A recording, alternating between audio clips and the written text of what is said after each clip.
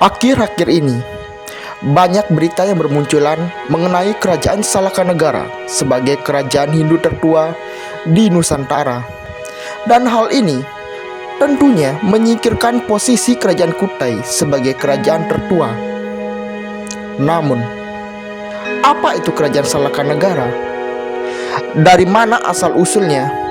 Dan apakah benar adanya keberadaan kerajaan ini?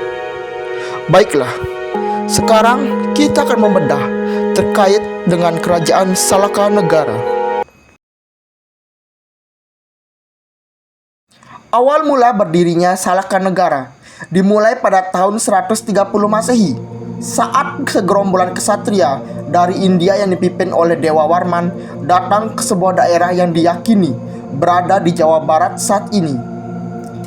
Dikisahkan konon Dewa Warman dan pasukannya membantu seorang kepala suku bernama Akitirem dalam mengusir para bandit dan perompak yang mengganggu ketentraman warganya.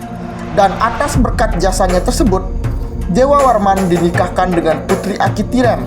Dan setelah Akitirem wafat, Dewa Warman yang sebagai pewarisnya mendirikan sebuah kerajaan bercorak India bernama Salakanegara. Diketahui berdasarkan naskah Wangsakerta bahwa pusat kerajaan Salakanegara berada di sebuah tempat bernama Sungai Tirem yang diambil dari nama mertua sang Prabu Dewa Warman I. Salakanegara diyakini berdiri selama 232 tahun dan ada 11 raja yang memerintah. Setelah masa pemerintahan Dewa Warman VIII, Salakanegara menjadi negeri bawahan dari sebuah kerajaan baru yang didirikan oleh menantu dari Raja Dewa Warman, yakni Kerajaan Tarumanegara. Dan diketahui bahwa sampai sinilah riwayat dari kerajaan Salakanegara. Sumber sejarah primer tentang Salakanegara sangatlah minim, bahkan hampir tidak ditemukan peninggalan fisik dan arkeologis yang mendukung keberadaan Salakanegara. Tulisan prasasti sejaman yang memberitakan tentang kerajaan Salakanegara hampir tidak ditemukan juga.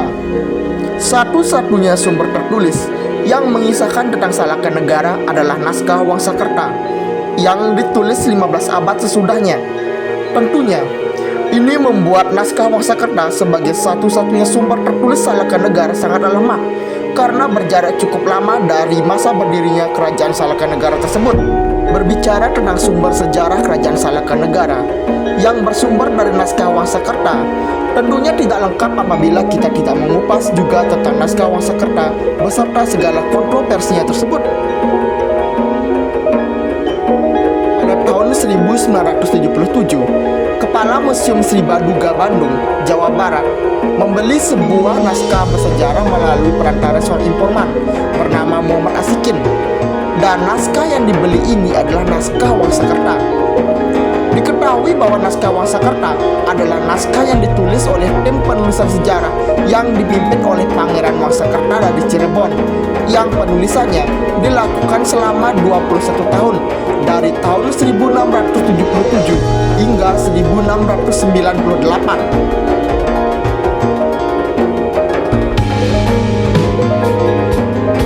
Banyak kritik yang disampaikan terkait kebenaran dan keaslian dari naskah Wangsakerta, terutama dari Badan Arsip Nasional RI yang telah melakukan pengujian terhadap naskah Wangsakerta.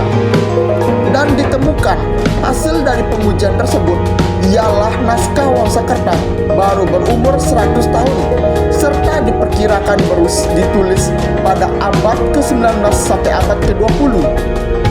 Tentunya membuat naskah Wangsakerta memiliki selisih 200 tahun lebih muda dari umur yang diceritakan sejak naskah tersebut ditulis. Pimpinan tim penulisan naskah Wangsakerta diketuai oleh Pangeran Wangsakerta dari Cirebon yang mengundang utusan setiap daerah di Nusantara sebanyak 70 utusan per daerah untuk menulis naskah tersebut. Pangeran Wangsakerta sendiri memang adalah tokoh historis yang nyata. Namun, bukankah sangat aneh? Sebuah perkumpulan ribuan orang cendekiawan berkumpul di Cirebon, tetapi tidak pernah diberitakan dalam sumber sejarah lokal maupun Belanda selama berabad-abad lamanya.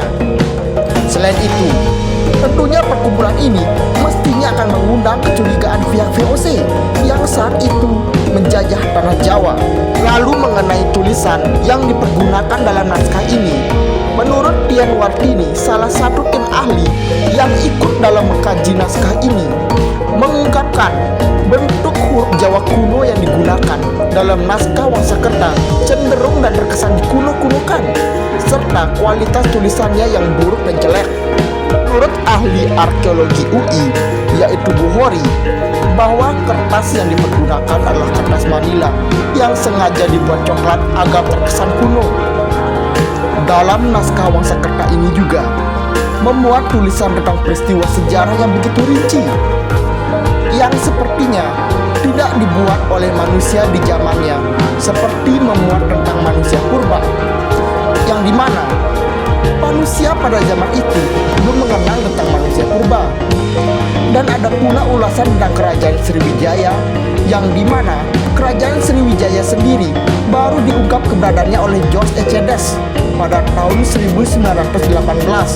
Dengan melihat semua ini, berarti sudah jelas naskah Wangsakerta dibuat oleh manusia modern yang dapat diperkirakan hidup setelah tahun 1920-an. Kembali lagi ke kerajaan Salakanegara. Melihat sumber sejarahnya sangat minim, dan sumber tertulis satu-satunya mengenai Salakanegara, yakni naskah Wangsakerta, juga sangat diragukan keasliannya. Oleh sebab itu, dapat kita simpulkan bahwa kerajaan Salakanegara masih tidak dapat dibuktikan keaslian keberadaannya, sehingga bahwa klaim mengenai Salakanegara adalah kerajaan Hindu tertua dapat dibantahkan, serta memperkuat posisi kerajaan Kutai di Kalimantan Timur sebagai kerajaan Hindu tertua di Nusantara. Bagaimana pendapat sobat opini sekalian? Silahkan tuliskan pendapat Anda di kolom komentar.